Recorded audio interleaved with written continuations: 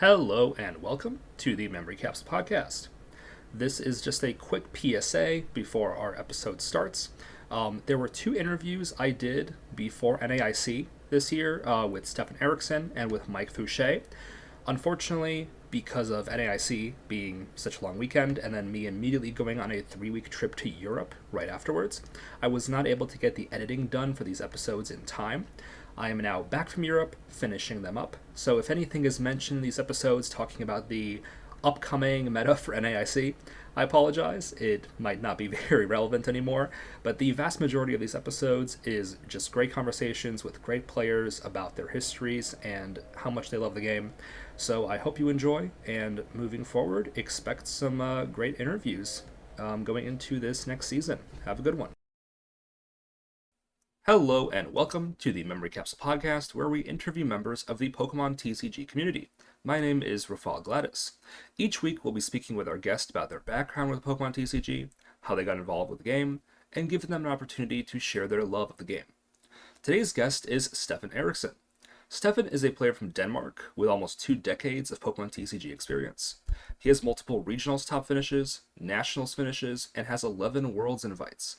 He is also the host of the YouTube channel Steffen's Classroom, where he makes informative videos diving into the statistics and math behind the Pokemon TCG.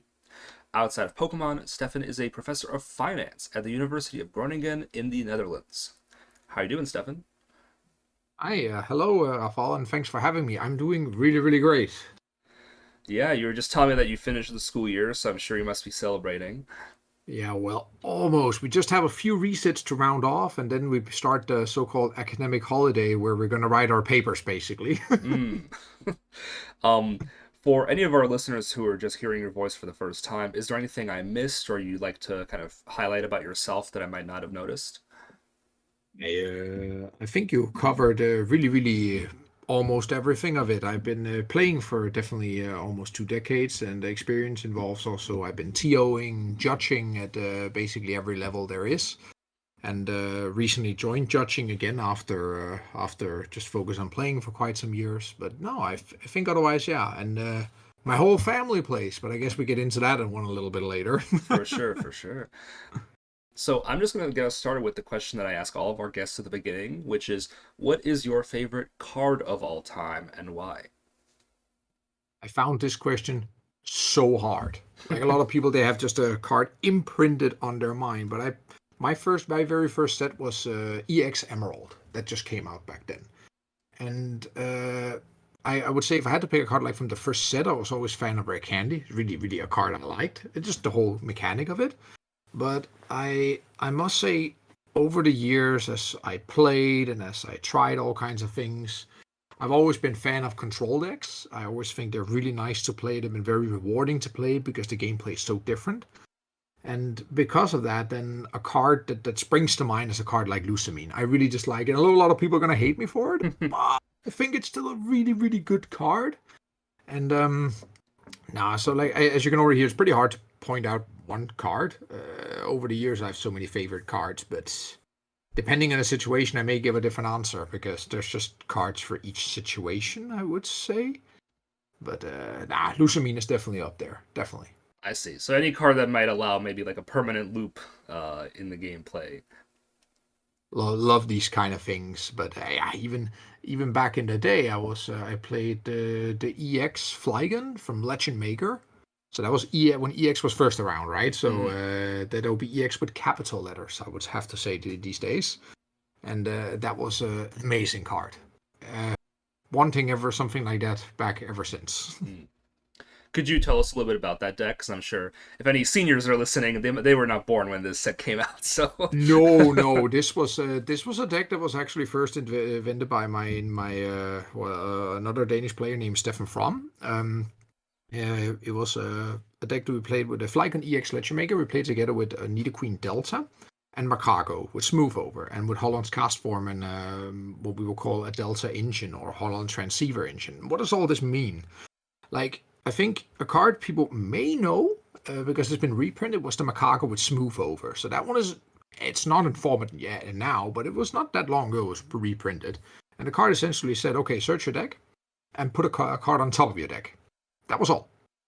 And Nidoqueen allowed you to search your deck for a Pokemon every turn. So we had something very similar to that later. I believe even there was actually a Nidoqueen that was reprinted with a similar ability, if I'm not mistaken. Correct me if I'm wrong, but the Flygon itself, that was really the thing. When you evolved it, it had to, so-called come into play power, right? So Poke Power at the time, where when you played it, you could search a discard pile for up to 2 energy cards and attach to it. And this is where Holland's Cast Form, for instance, came in. So you would put up 2 boost energies, triple accelerate for the newer players. That's most closest I get to it. And then you could attach a Holland's Cast Form, because that could be an energy card as well, and put back up one of these energies. And then you could boost for 2 turns in a row, hitting for a solid 100 damage. Which was, to be fair, at that time, it was really a big deal. But there were so many cool things about this deck. And this was a deck that was valid up till Worlds 2007. Then the card rotated after that Worlds. So that was around the time in the deck that when we played. And I think we can find a TCG archive somewhere. Really fun deck. Yes, I was looking it up. I did see that Steffen From got second at Worlds, and you got, was it top 16 with that deck? Indeed, I got 12 that year. I lost to Diego, who in a different year became world champion. I'm so bad with last names, but he's from Argentina. Always wears the same hat. Always. Yes, Casiraga. There we go. Everybody knows him. Great guy. Had a fantastic top 16 game. It was best of 3, 90 minutes back then for Top Cut. We went to time. Just saying how long the games were. And I still remember how I lost, because that was it still bites me today. Fair and square loss. It was just, I got bad beat by nothing but statistics, I would say, at that point. But I had a situation where there were 5 cards in deck. I could draw 4. I needed 1. Well, guess what that one was? So one of those. It always is. Situations. It's always the bottom one, right? It always is. But comparing the list with Steffen From, we had 2 cards different. And I even think it got so far that I still... it sounds really bad. I still think it was the better twist I had, but it was the same deck, right? So the only real difference was... he played double Strength Charm. I played 1 Strength Charm, 1 Plus Power. Because what does that allow you for? You could play both. Because Strength Power was the tool, so you couldn't double play it. And Plus Power was just released. So there were some advantages and disadvantages of both cards. I played a split, also allowing you to go double. That was 1 card difference. The other one was, he played double with Brava. That was Grass type Delta. I played 1 of the Grass type and 1 of the Psychic type. Also for typing advantage, but also because the other one could do Confuse, which... ended up winning me one of my Worlds games, so I was very, very happy that I decided to play that card and go for Confusion. So these were 2 cards off, so in terms of what the deck can do, it didn't make any difference. But it was just these very, very small decisions. I like that a lot. It's very interesting, and we'll definitely get into some of like the statistics decisions. We're already kind of teasing a little bit some of our discussion topics.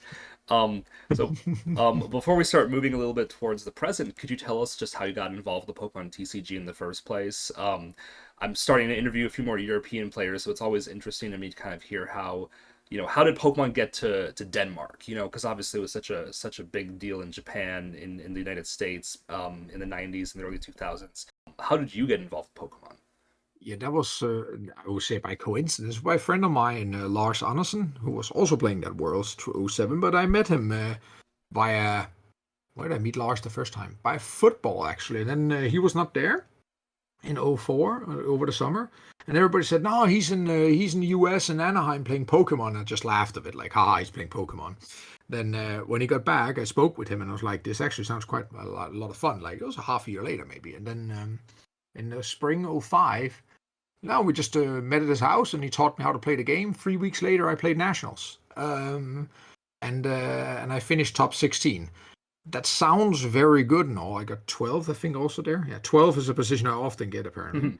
But what comes with it is that Danish Nationals at that time was very small. We were like, 30-something players, 33, 35 players perhaps, because at that time, Wizard had just given up the license 04, and that almost crushed the game at that point. If 04 or maybe a little earlier, but Nintendo took the license, where those who have the license today still. But the game almost died at that point in Denmark. But there was a small community that kept it alive, and that was mostly thanks to Steffen From and his dad, I believe. And of course, if I forget anybody, sorry for that. But there was a lot of people in the community that still also helped out.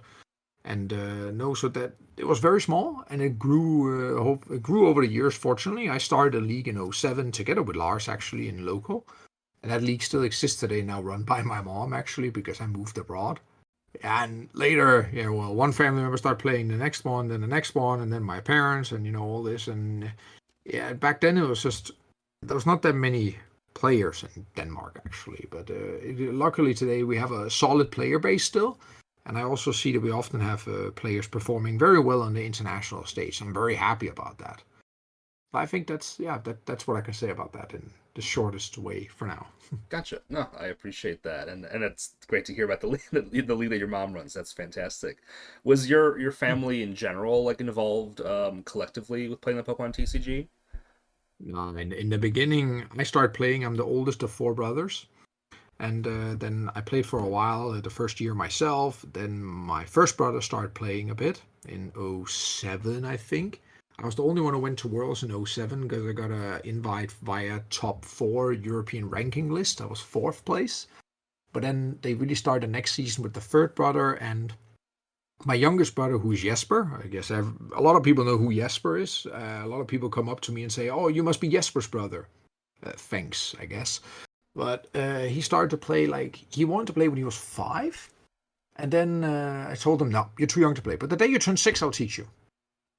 That was a mistake because at 5 a.m. on that day he turned 6, I got woken up with him jumping on my bed or just running in and Steffen, I'm 6 now, you can teach me how to play. So, promise was a promise, right? So can I wait a little bit after breakfast? No, it had to be right now because, well, my mistake, I didn't specify when on the day, when he turned 6, right? So we started to play, and Jesper got very good, very good since then. And then we were all 4 playing, and my parents were like, what are you spending all your time on? What is all this stuff? And then at some point, they even start playing as well, and they joined along, and we all just traveled together to all the events, me, my 4 brothers, and my parents, to a point where we even had a mobile home where the most... What it was used for was to travel to Pokemon events. That was what it was. A mobile home is also called an RV. Yeah, an RV. For being more American about it, I guess. And no, that was really, really nice. And later they went into judging. Fun fact that a lot of people may not know, but both my parents top 4 the regionals before. That's Really? Yeah, but okay, I say that they did that. That's true, a regional level event. But back then, you must also understand there was a lot of regionals going around, and there were one-day events, but they were still considered big events, same tiers now, but it's just way more of them, right? So it was. I would say you could find small regionals, you could, but still, they still have the trophy this day today, and I believe my dad also top 8 nationals once. So that's also. Oh yeah, he likes to say that a lot because he placed higher than me at one nationals. Because we both lost top 8, but he had a better, tiebreaker going into the top cut, a better position, so he got put 1 place higher than me. I still here for it today. That's very funny. It's a fun thing, I would say. And then no, ever since then, now they judge, and I start judging a little this season. Probably get into that more. Also judged back in the day, and we TO'd nationals for 6 years in a row, all of us. So my family also hosted nationals essentially. No, so many things going on, really, and it's definitely a Pokemon family when it comes to that. Now, when you're talking about all these different events that you've been to, hosted, judged, etc., is there a particular event or a season that stands out to you as particularly memorable or your favorite? I still would say my '06, '07 season, because that was the first time I ever chased anything. That was the ELO ranking was in place that year, and that was not what made it memorable. ELO is not a good idea in general for Pokemon, I believe. People used to just not attend tournaments essentially just to keep their rating stable, Yeah, right? and you would have the infamous 1-0 drop at nationals or something like that. These kind of situations. Because of ELO. But back then, it was ELO ranking that determined your invites. You could win nationals to go to Worlds, or you could be top 4 in Europe in that year. I actually got 5th on the ranking in Europe, but because number 1 also won nationals, thank you Arco, by the way, if you ever hear this again, thank you, then it passed down to number 5 on the ranking list, which was me.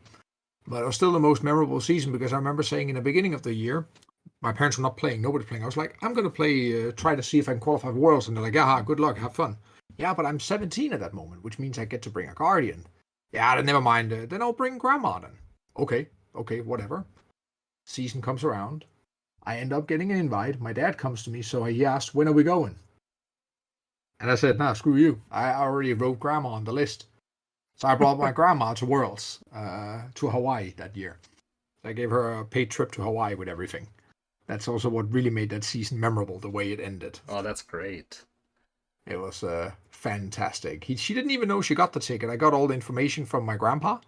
So he already knew, and I wanted to surprise her. And they sent paper tickets back then, and everything was last moment. So I got the ticket in hand 3 days before departure. That was how close call it became, because they had Mm. to mail it. And then I go over to her and I say I got a surprise for her, and she says, "Oh, what is it?" And then I throw the ticket on the table, and she basically almost falls back over the chair, right? Like, what the hell? Like, is a plane ticket? Where are we going? And I say, "Look at it, where you're going." And then she sees we're going to Hawaii, and she's like, she complete like panics because she's like, "I can't pack whatever. Oh, I don't have time." And then my grandpa strolls in with a already packed suitcase, says it's already ready for you. And she's like, "You knew?" And he says, "Yeah, of course, because this also means vacation for me." And then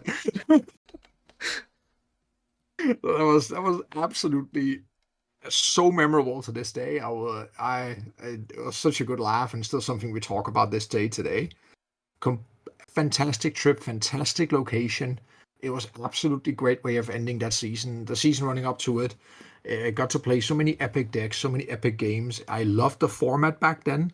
A lot of other formats I really like, but that season really stands out to me still this day today. And that was like Hold On Engine. That was the deck that you played that flag, the worlds that you played that flag on deck at. Exactly, where we ran the good old Holland engine. I was, I'm not the guy who really plays old formats, but when I see an '07 Worlds format, then you're probably gonna see me, Hmm. and then I'll pop up. um, I guess like talking about some of like these just old parts of like the play Pokemon system with like the Elo rating, the top four getting an invite. Do you have any kind of I guess I don't know what kind of I guess I don't know necessarily how to phrase the question, but do you have any like reflections on how the game has changed since you started playing it? Any things that stand out to you and Whoa, positives, yeah. negatives, big differences that you see now? Yeah, that is wow. Do you have a couple of hours? Is that no? Nah, it's there's really a lot that changed since then, and it's both for the good and for the worse, but mostly it's just for the better. Must say that. A lot of people they like to complain about the current system, but what they have to know is that it used to be a lot worse. I think, like we already touched upon Elo, and I really don't think that was a great idea. I think Elo is great tiebreaker. Say we are equal on points or something. Like Elo can still be used as a tiebreaker, but we can go into all the details. But I think a lot of change has been very good. I'm personally okay with the whole tournament structure as we have it right now in terms of like I like the day two Swiss system and whatnot. But back then, nationals for instance was just best of 130 minutes, right? It was not a thing that was called best of three, only in Top Cut. All these kind of things, like all these small things. I was very happy when we introduced best of three for Swiss. I was very happy when you got more time to play top cuts because top cuts were just 50 minutes. It was only Worlds that was like this strange 90-minute thing. There's so many things they changed. Like also that we used to have nationals. I do miss that a lot. But we also had the whole season that it was these battle road system, which was basically like league challenges, but they gave more points in that sense for Elo ranking. They were placed after nationals. There was I had mid-season rotation I experienced. I also experienced seasons with no rotation. We also had where a card was banned, and but there's been so many things going on and with the structure. But overall, I think it's been for the better. They do move slowly with a lot of things, and I still think a lot can be improved. And I got a lot of suggestions for that, but I think that's a topic for another time. I would say. Of course.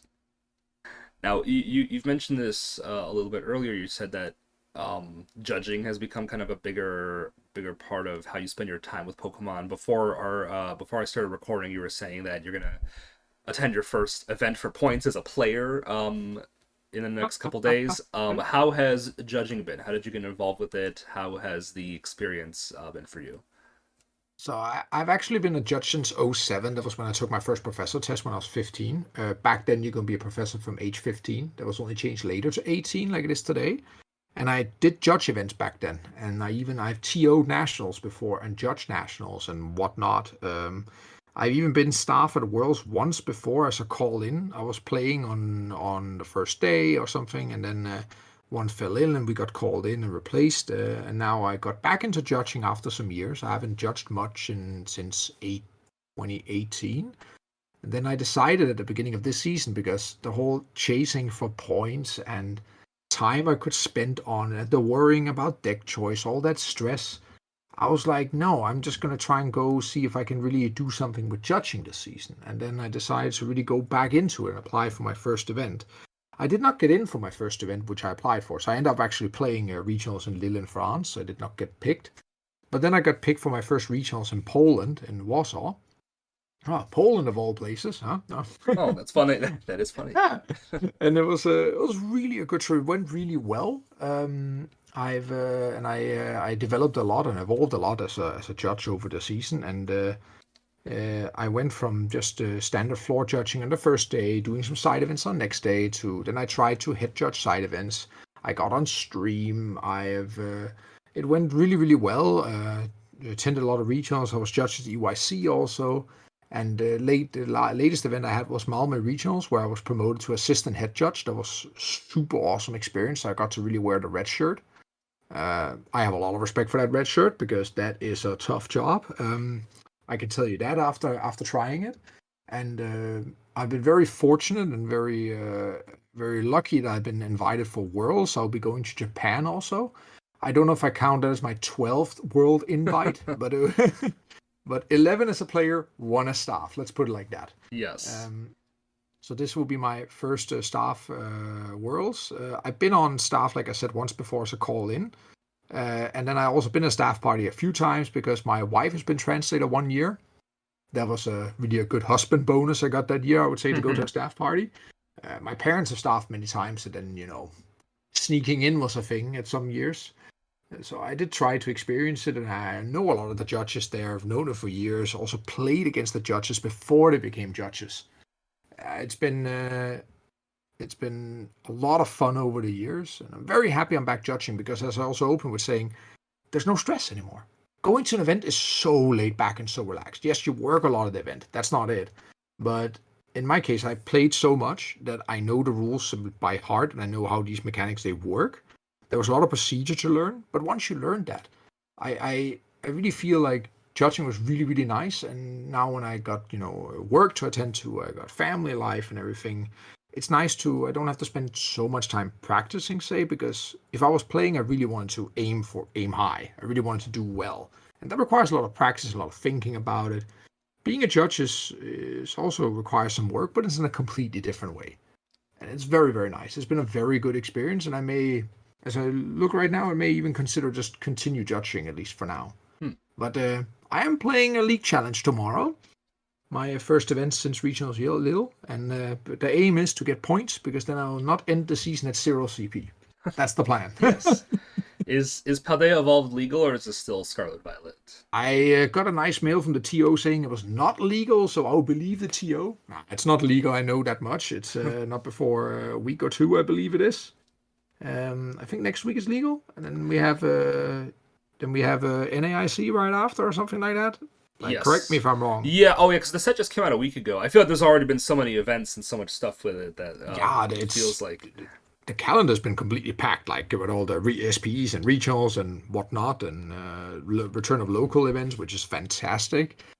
But no Paldea tomorrow, so let's see what I'm gonna play.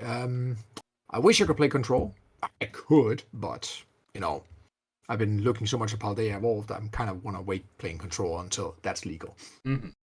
So I guess I have to find another deck. I suppose you will. Now, speaking of Control, that is very interesting. You kind of mentioned that. You said earlier that you've had a lot of fun playing Control decks, stall decks, and just like looking at your history. Limitless only goes so far back, but you have at least 2 pretty good finishes with Wobbuffet Hoopa, with the Umbreon stall that you played the same 60 as Sander at EYC last year. Oh. what is it about control decks that kind of stand out to you? And maybe, not asking you to necessarily reveal any secrets, but we are now heading into a brand new meta with a lot of new interesting cards. How do you go about kind of looking at where a meta is going, looking at the new set that's coming out, and figuring out how can control be built for this meta? Sometimes control is stronger than other formats. Control can't always necessarily be like a tier one deck, but how do you go about looking at a set that just came out, assessing the meta, and seeing how you can build a deck to counter it? Yeah, it's control is like I mentioned a little before, but now we can really go into detail with it at least more. That control is a completely different way of thinking and playing. It's you have very good players, but that are very good to say regular decks. But I would love to see them play control because I don't think they're gonna do awesome with it. It's a completely different mindset you have to go in with when you play the game. But when it comes to constructing control decks, this is where I find it really fun. Also, it sounds really weird to say control and fun in the same sentence and everything like that because a lot of people they tend to be really pissed about it or just annoyed. That's the thing about control. There's so many things that actually makes it interesting to play. So let me start from the top. First, when you go into an event, control really rewards you for being, predicting the meta very, very well. Because typically control is you make it or break it with one or two cards that other people are playing, not playing. Like a good example was you mentioned Umbreon. There was a very key card that you were hoping your opponent did not play, otherwise you just scooped right there, and that was Tool Scrapper. So you were hoping do not hit Tool Scrapper because we were kind of counting on this is the way the counts are, this is the way everything is. Sander Wojcik came with the idea of this deck here, and we've been working on it and practicing a lot with it and really trying to work through it. And same with the Wobbuffet Hoopa there. We really worked together on the deck. It was a really great experience. But common for all these decks was every time a control deck does very well, it's because the meta has to be read exactly right. Like you said, sometimes it's good, sometimes not. Like more recently, you had the V-Union version of the deck with Mewtwo V-Union. I played that at Worlds last year also. But there it was kind of like, I would say, almost too late because it already the cat was already out of the bag at NAIC. Because nobody knew what was going on. They had no counters for the deck, really, and Sander made it all the way into top 4, I believe, where he lost to Azul. Mm-hmm. Correct me if I'm wrong. And it was incredibly close as well. Azul I think he was playing Shauna to counter like Blissey, and it happened to work against Control because you wouldn't deck out. Exactly, and it actually turned out to be very, very relevant there in this matchup here against Mewtwo v Union, right? Yeah. Because Sander played that, and we can all go back and watch the stream game because you had the very fun situation with the flying Pikachu also, right? But the point with all these decks was like it was depends on how to read the meta. But I honestly think when you look over the years and you look at what was the actual strongest control deck, I still think it was Pidgeotto Control because that was the hardest one to really, really, really counter and just be sure to win against. That was the Pidgeotto or Angulo kind of stuff. I really think that was a brilliant control deck. You also had like a Heatmore deck that Sander ran one year. We can also go back and look at Wailord Stall. Epic times, had a lot of fun with it. You also had Sylveon, I played that for a while. Like it was mentioned that yes, I had some very good finishes with some controls, so I tend to switch a little back and forth. But like the 1 year I got my invite purely by playing control. I played Sylveon for a lot of the points. I played the Pidgeotto control for a lot of points. I even played a Steelix control deck as well also, and Regigigas Hoopa as well. Like all these kind of things, like control is not just control. A lot of people they tend to put milling in it, stall in it, and it's all small differences. But it all comes down to like it's very different deck building, very different style of playing, and it really rewards you for reading the meta exactly right. Not just what deck are people playing. Of course, you always have to read the meta right, but more all down to how many counts do they have of this card? Do they play this specific tech? How likely is it that they do this?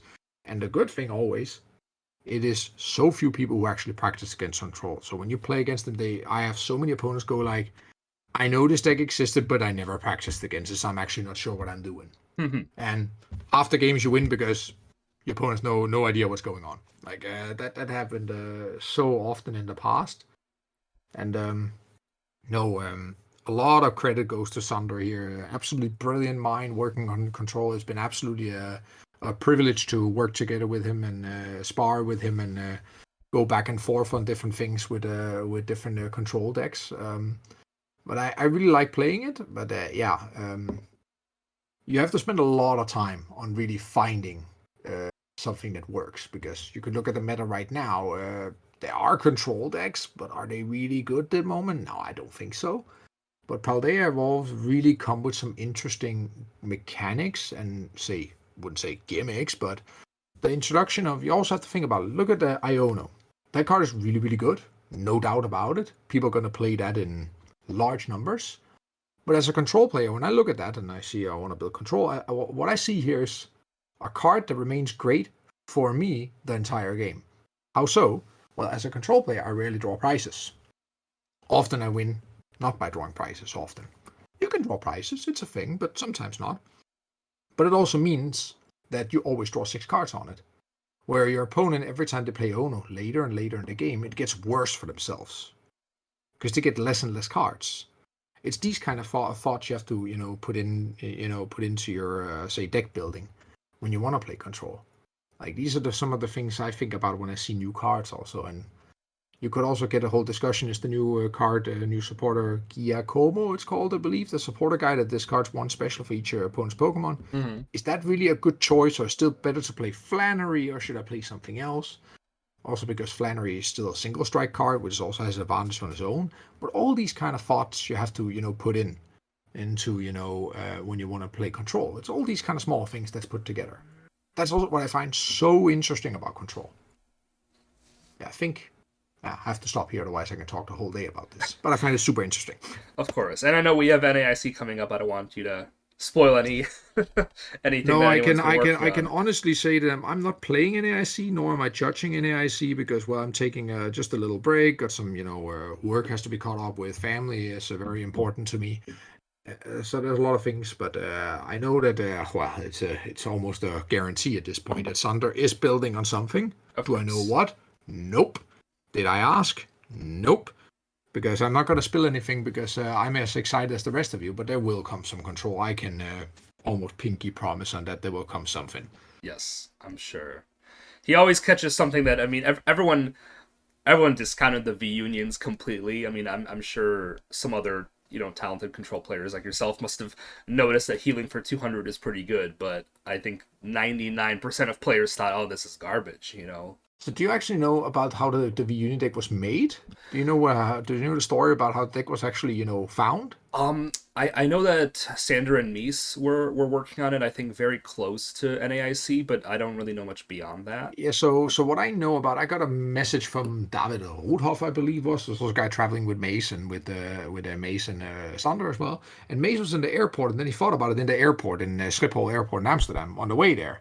And then he thought, like, this is insane. And then they start building it. And I was messaging back and forth, also just coming with suggestions for cards to the deck, and, kind of just, brainstorm what could be played in this here.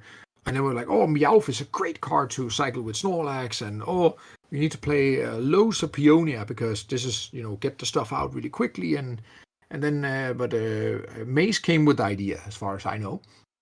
But I think also Sander really helped perfecting this and, well, piloted with absolute expertise. It was a very fun story and very, like, cool how they were intending to play something else. And in the airport, they're like, but this is pretty good. Let's do it. Especially since, like, that feels like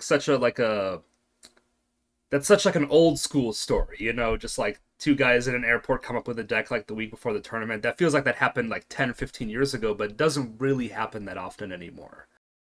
It happens less and less because the meta is more and more open. Like back when we started, you were really rewarded for a so-called SD, secret deck, right? Because you could hide it for multiple events. It wouldn't go global. Because what was back then, it was Pokegym. Before that, it was Pojo. That was pretty much it. We didn't have Limitless, Wormbang to share all the lists. Twitter was not going wild at that point at all. Like, it was not a thing. So today, it's like you play one event and everybody knows it halfway through the event what you're playing. They almost know all 60. So it's just a completely different, world we live in today. Yeah. Now, I know that we're probably getting close to the end of both of our time here, so I do want to touch on Steffen's classroom. I know you said that you are a professor of finance. I I can obviously imagine the connection between finance, statistics, Pokemon. Could you tell us a little bit about how you decided to make video content and connect those subjects that you're so passionate about with teaching to the Pokemon TCG? How do I start this? Yeah, so when the pandemic struck, and me, like many other teachers around the world, were forced to teach online, and that was, well, to put it bluntly, it was pretty sucky at the time. But then we had this system from our university we could use to stream, and I realized really quickly this system ain't good. This is very bad. So I thought, what can I do otherwise? What do I do to be online very well? And then I looked at it and I asked myself, who's online a lot? Who plays and who streams? Gamers. Okay, great. What does gamers use? And I decided to kind of copy that a bit. So I actually started Twitch streaming first, and as part of my teaching. So I stream my classes on Twitch, and I still do that today once in a while. And then I decided also quickly, well, I can also re-upload all my streams and upload my lectures via YouTube because it's unlimited storage pretty much. And then I thought, well, I'm making videos anyway, and I teach statistics, and I always wanted to dive into more the statistics of Pokemon.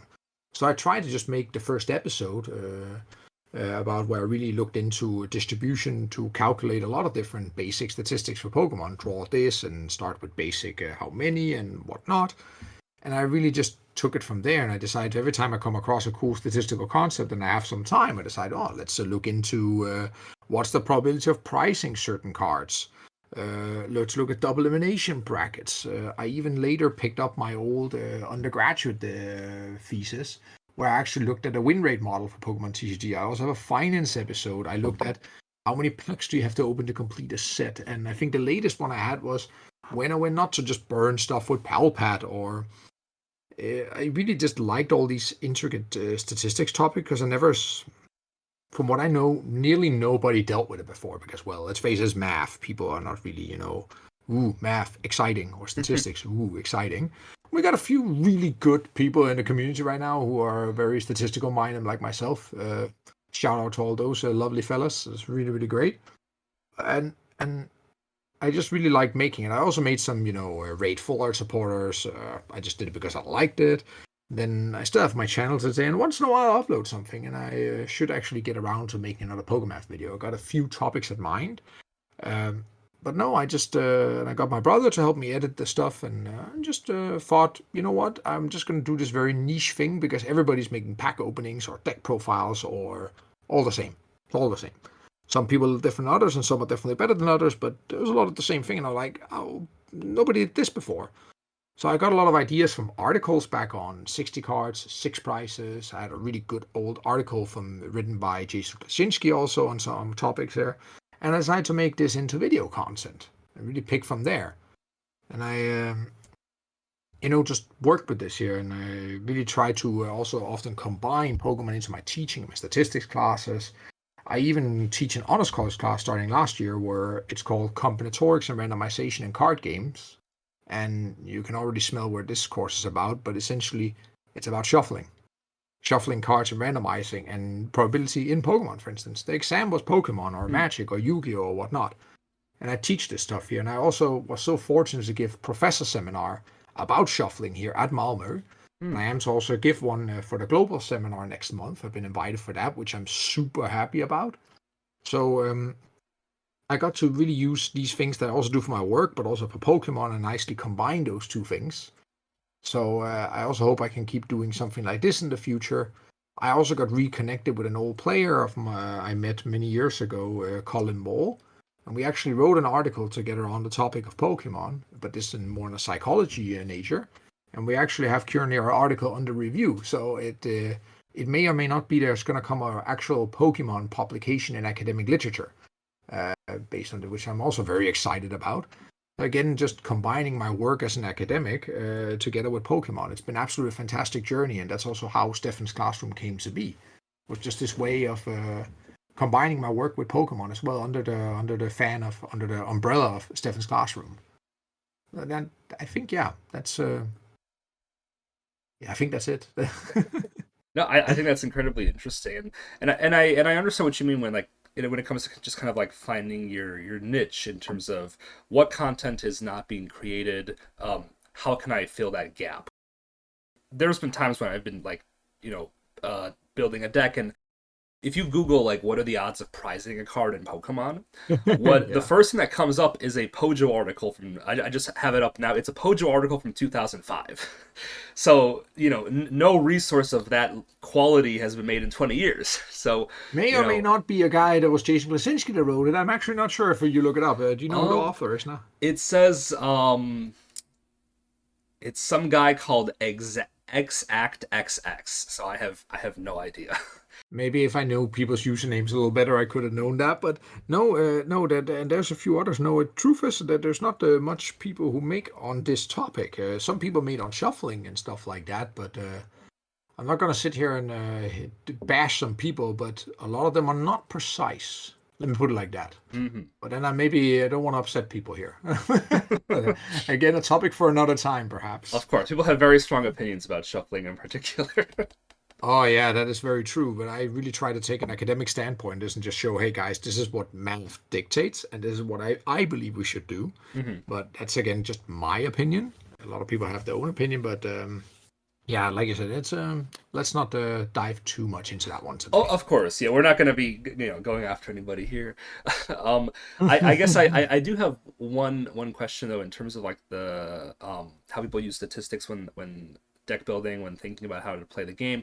Like, do you Yeah. see any maybe common misplays that players tend to do when they are not being conscious about like the statistical aspect of Pokemon? Because I know you've made a video about Hisui and Heavy Ball, things like Pal Pad, like things such as like should I burn a Pal Pad to then like draw into the card that I need. Um, Yep. Yep. do you see any other like common misplays that players might be making when they are not as um, aware of the math going on behind the game? Like when people have played for a while, you get this intuition, right? And this typically this intuition that that kind of leads you already in the right direction and gives you an idea for in a certain scenario, should I play this or that, right? And often when I see players now as a judge, I get to observe some games, and sometimes I just stand there like, what are you doing? But again, as a judge, you should not say anything, you should not interfere, you should not, stone face on, right? But the point here being, what I mostly see is just even basic sequencing errors. And that seems like very banal to say, but the whole idea about finning is winning, a lot of people they've heard it before, a lot of people they say they get it, but when you look at them play, often they don't. Let's just play it like blatantly like that. Um, like, should I like what is the actual increase of me playing this card before this card to fin out certain aspects? And is it should I go in for this card now? And these kind of decisions on when to burn something. That was also why I made the Palpad video actually, because I actually saw that one in EYC. It was very interesting to see. So I indeed saw that situation. The player was literally sitting there like, am I gonna play this Palpad? To does it really increase my odds or not, or should I just forego that extra card? And truth is, the real answer is it depends. The later you are in the game, the less you should not like. The later you are in the game, the more you should say not do it actually, because then the change is actually too big. But in general, the answer is yes. You should always shuffle one back, and of course, it should be obvious that shuffling two back is worse than one if your aim is to hit something that's not a supporter. But these kind of like small things, and I find it so interesting to calculate. And again, with the Hisui and Heavy Ball is a really good example because that one is pretty static. Just go to the end of the video, you have a very nice overview of what the probability is given how many basics you play.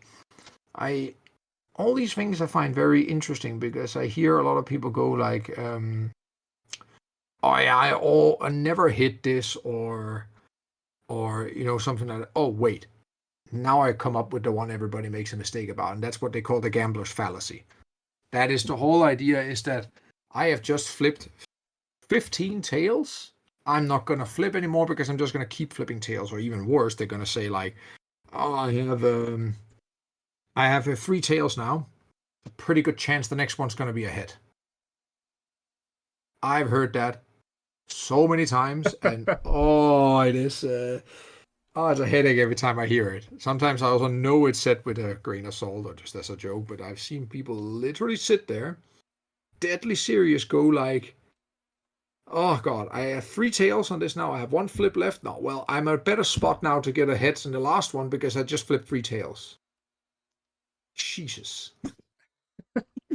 Like, I hope you can also see, Rafal, why this is wrong, I guess. Like, Yes, of course. It is always 50%, you know. oh, it doesn't change. Like, yes, there's a thing called the law of large numbers that in a very, scenario till you infinite, yes, you will hit the 50-50 and you will even out somewhat.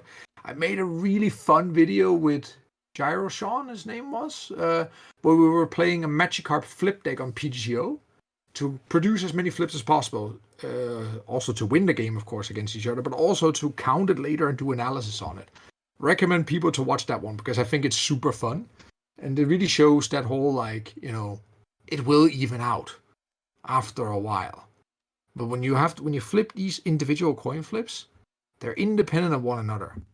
Just because you flip tails in the last one doesn't mean you're more likely to flip heads this time. Mm-hmm. Guys, come on. It's the same when somebody rolls a die, they need a 6. They roll a 5 and they say, so close. Same idea. Yeah, as a Mew player, I understand the frustration of having a lot of chromatic tails, but I'm sure, and I think part of it is also like it's so much easier to forget to remember the bad games and not the good games, right? Oh yeah. Like, Oh yeah. are you gonna remember the game where you flipped 4 crammed tails and the game just kept on going and you were so frustrated, or will you remember the game where you flipped 4 heads, 1 in 3 turns, and you went to game 2? Like, you're not gonna remember that. You'll remember the one where No. everything went wrong. Of course, and there's only one good game I saw. That was last season. That was epic. A guy he went for. There was I don't remember the exact board state, but he could have done it safer. Let me put it like that. But he went for the following play instead. I'm gonna cram my power tablet. So one he played Mew, and one play involved that he could play 2 or 3 power tablets for a win. Okay. Another play was cram away my power tablet, flip heads, search my deck for a Pokemon catcher, and then flip heads. That was the play he went for, and what do you think? He pulled it off. Oh my goodness. And I was sitting like, you should never do this. There was a Yeah. much better play on board that was like a lot safer. Yet that doesn't mean it wouldn't have gone well every time, but he was like, it worked. What's the problem? Oh, epic stuff. Love Yeah. it. Love it. That's those interesting ones where you have to kind of do some of the math where it's like, if I just try to get those 3 power tablets, my win percentage maybe goes up by like 5-10%. If I get that catcher and flip heads, I win the game. But if I remove the power tablet and then flip tails, I lose the game. You have to kind of put some value on, Yeah. the risk reward factor of some of these decisions. You're absolutely right on that, and I guess this comes from one teacher to another, right? Like I don't know Yes. what you're teaching, Rafal, but this sounds very much like you're teaching this. This is I exactly the appreciate point. it. I'm a history teacher, but I appreciate the acknowledgement. Fair is fair, right? Um, Now, unfortunately, we do have to begin wrapping up. I really appreciated the conversation. This has been absolutely fascinating. Um, Outside of you said that you will be attending a challenge this weekend. Hopefully that goes well. Hope you find the deck you're looking for. Maybe Mew now. Maybe Mew with catchers now. I think so. I did. I have my brother is coaching on Medify, and and he was like he made a promotion saying first half an hour for free. Nah, that's interesting. So why don't I just sign up myself for that? Just jokingly, right? But I just called him and said, "Hey Jesper, what am I playing tomorrow?" And he told me something, so I'm gonna go with that. Okay, Then I can okay, always blame him. It was a bad deck, of but course. it involves a lot of. Are there coin flips deck now? I have to think a lot. Is there a lot of coin flips? Nah, we don't like those things. But it's a good deck. I think Okay. it looks really much fun. I will let you know. All right. Best of luck. Is there Thank you. any events you're planning on being at in the future that people will see you at? Any shout outs you'd like to give us before we finish up? I would say, well, Worlds Japan. Like a lot of other people here, I am so excited for this. I guess, like most people out there, I'll be at staff, so you can always find me as one of the judges. Come and say hi. Always welcome. Happy to always meet my other Pokemon buddies around the whole world. There's a fantastic community. There's the reason I've also been in the game for so long. The community is absolutely wonderful. And yeah, plan to be at Worlds. Got a challenge tomorrow. I think that's how far my planning goes for now. I don't know anything about next season unless I have missed something on Twitter the last while. And I would very much like to give a shout out to, well, I mentioned a lot of nice names here, and just again, thanks to everyone who's been along the way, and it's been a fantastic ride so far.